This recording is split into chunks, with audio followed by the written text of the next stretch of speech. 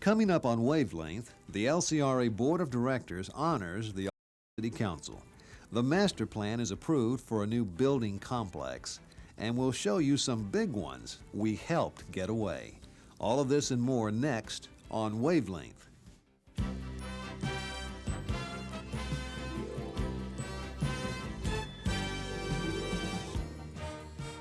From the Lower Colorado River Authority, this is Wavelength.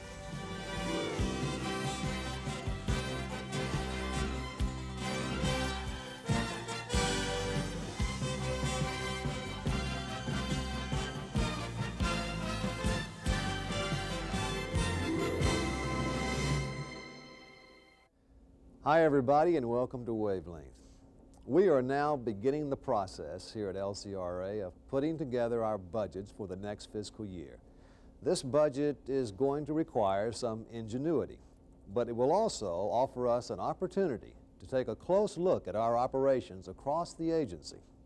LCRA is stepping up efforts to keep its electric rates stable for a number of years, while at the same time continuing the excellent record of electric operations as well as the tremendous progress being made in the management and protection of the Lower Colorado River. The challenge, as outlined by the 5-year financial plan approved by the board at their January meeting, will be to continue that work with budgets which in coming years will have very small increases. That will require some real cost cutting, and we asked General Manager Mark Rose for his approach on how those efficiencies will be found. Well, I think we start out by looking at all the programs that we're doing within an area, and we would do this during budget time. And we put those programs in priority order, and we say, what are we doing that we really need to keep doing? What are we doing that ties in directly to our 5-year goals? And are there some things that we're doing that perhaps we don't need to keep doing? Nothing that we're talking about, though, should slow this agency down. And nothing that we're talking about should cut out any innovation or creativity or our commitment to a strong electric operations or our commitment to a strong natural resources. Rose and the executive committee have already begun discussing spending priorities. But this time, instead of giving each area of the company an equal share of cost-cutting to do, the thought is to prioritize looking at the company as a whole. So is this something that is going to be done? Yes. It's a hard thing to do, and it's a kind of a process that there's always a lot of skepticism about when you start it out. Oh yeah, sure. We're going to do that. Now, there are always going to be some things when you're standing over here in your shop and you're looking at somebody else's shop, you can always find something that you don't understand why they're doing it from your perspective. Well, I mean, everybody has their priorities, and we have a set of corporate goals. And so it isn't getting it just to where it fits the people over in the water department or just where it fits the people over in the electric department. So from a corporate perspective, we're going to put things on a priority basis, and we're going to try to honor what everybody needs to get their job done. The Austin City Council was honored at the January board meeting for their vote December the 6th to upgrade the permit standards on Austin's wastewater treatment plants. The 552 standards will be the most stringent for any major city in the state. Their action is in response to the serious effort underway by LCRA to clean up and protect the river. I really appreciate the consideration of each one of the board members for our particular plight. Louise and Smoot, I think, took real leadership roles as far as pushing this to where it is today, and we want to continue to show that we will be good neighbors to all the people downstream. Austin will upgrade the permits on their wastewater treatment plants in May, when those permits come up for renewal before the Texas Water Commission.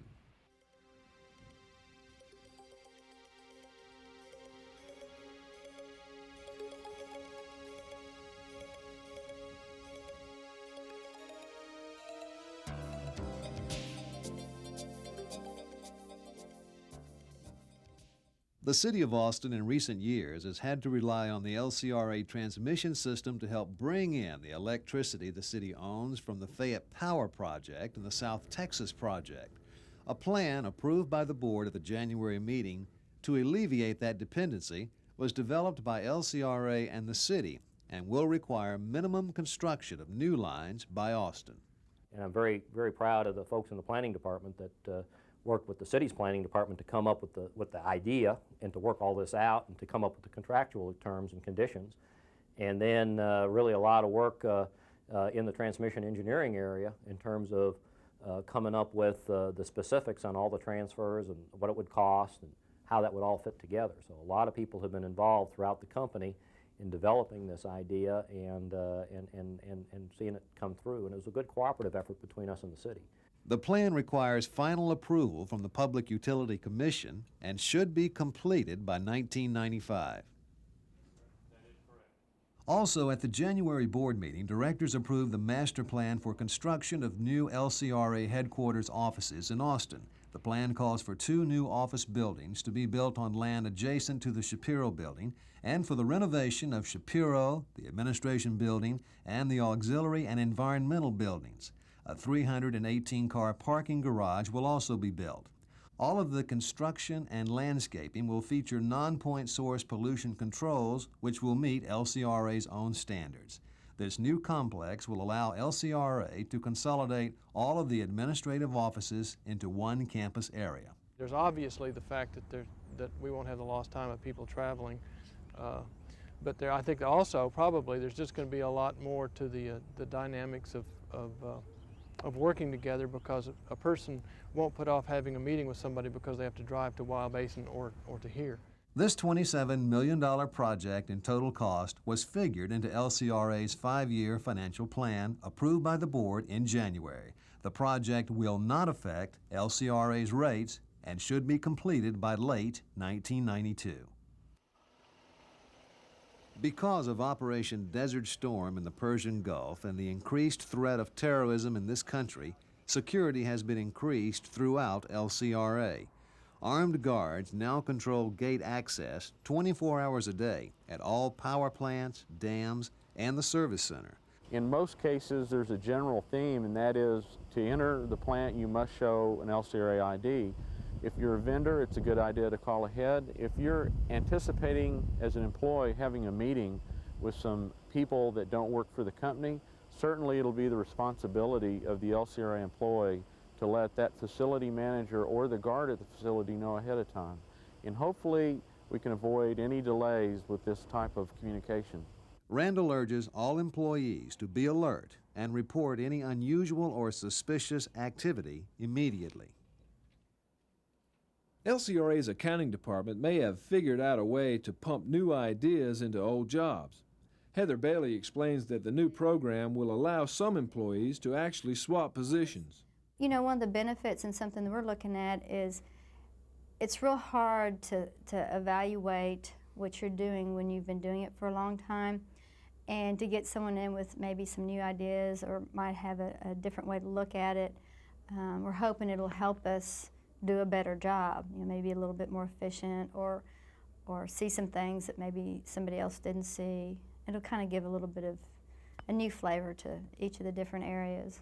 4 accounting supervisors are making the first switch. Gordon Urbanic is now supervisor of property accounting. Lowell Ryan is supervisor of reports and special projects. Chuck Weiner is supervisor of accounts payable, and Roger De La Garza is supervisor of general accounting. These new assignments will last between 1 and 2 years, and the program will eventually be open to all accounting employees. Right now, we'd like to bring you up to date on the rate case before the Public Utility Commission. The case was filed back in March of 1990, and now, almost a year later, the hearing is ended. Final briefs are to be filed by all sides in mid-February, and the Commission will meet for final determination on April 17th. Well, what the Commission is really considering right now is whether to adopt the agreement that some of the parties have recommended, or whether to not adopt that agreement, and in which case the hearing would reopen and all the original positions would be reconsidered, as opposed to the adoption of the settlement.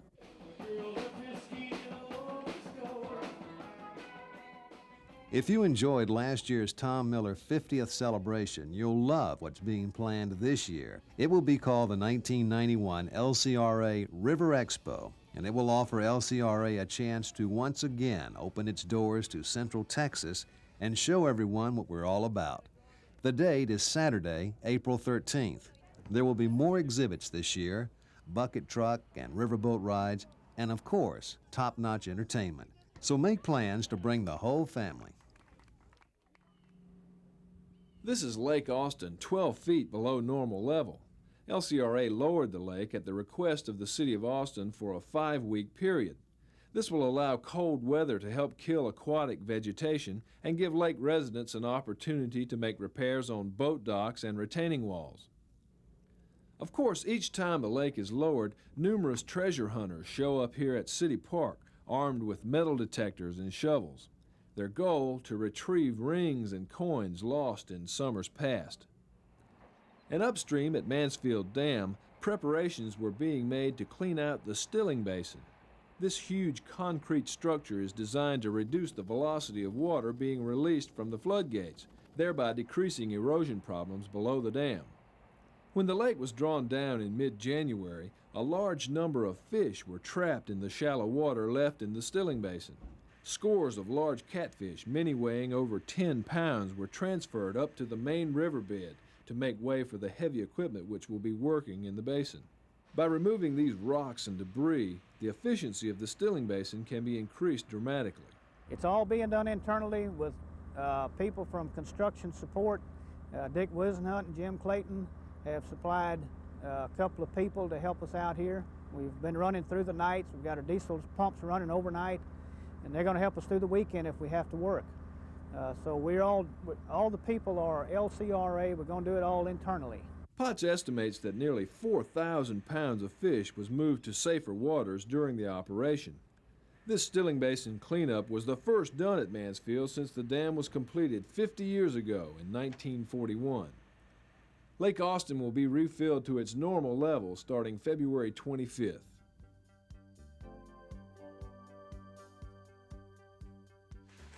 They say if you really want to know what's going on in an organization that you have to get out to where the work is being done and see what people are doing. Well, that's an idea that's picking up a lot of support around LCRA, and an idea that is strongly supported by Mark Rose. It's Friday, January 4th, and after hearing reports of possible flooding in Bastrop, Mark Rose heads out to see what's happening. Along the way, an LCRA employee is spotted taking some water measurements from the river. We stopped to talk to a very surprised Jerry Winkler. We're driving by and we see this guy hanging off the bridge. We thought for a second you were fishing, then we stopped and see what you're doing. Why don't you tell folks what you were doing? I was getting the water levels for the water quality people. They've had an equipment failure in their monitoring station that hangs off the side of the river bridge, and the only way they have to follow the level of the river right now is by that wire weight. We drop it down to the water level there, and we send the readings back in to the people in Austin. Okay. So your normal duties is as a patrolman, right? Yes, on sir. The electric side? Normally we take care of the electrical part of it, but the water people are pretty strong thinning problems like this, so yeah, we help them out. We come by every 2 weeks on a regular basis to check the stations for them too. This is the Smithville Railcar Facility just downstream from Bastrop. Here, more than 1,500 rail cars are serviced and repaired each year. LCRA recently bought some new aluminum rail cars, and when we popped in, the crews were just finishing repairs on one of them. If you would, take a minute and talk a little bit about the differences between the aluminum and the steel cars from a management perspective, how you feel about it a year into it, and where you think we'll be headed in the future.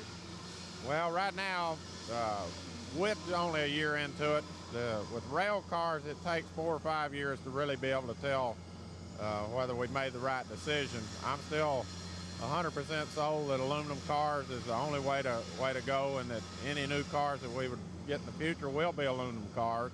We haven't crashed one yet, have we? Knock on aluminum, we haven't crashed one yet. What happens then? Then we really learn a lot about welding aluminum. All right. The employees here say the aluminum cars will save money in the long run. They also told us that even though the aluminum and steel cars look alike, the similarity ends there. Well, to start off with, the cars, they have a different brake system. which took a little time to get used to the differences from the aluminum car versus a steel car. That, and the main thing, I guess, too, is the different type of welding we're having to do, which is aluminum versus regular steel car. Rose says he really enjoyed getting out and seeing what people are doing. In fact, he enjoyed it so much, don't be surprised if you see him around someday. Well, that's it for this edition of Wavelength. Thanks a lot for joining us, and we'll look forward to seeing you next time.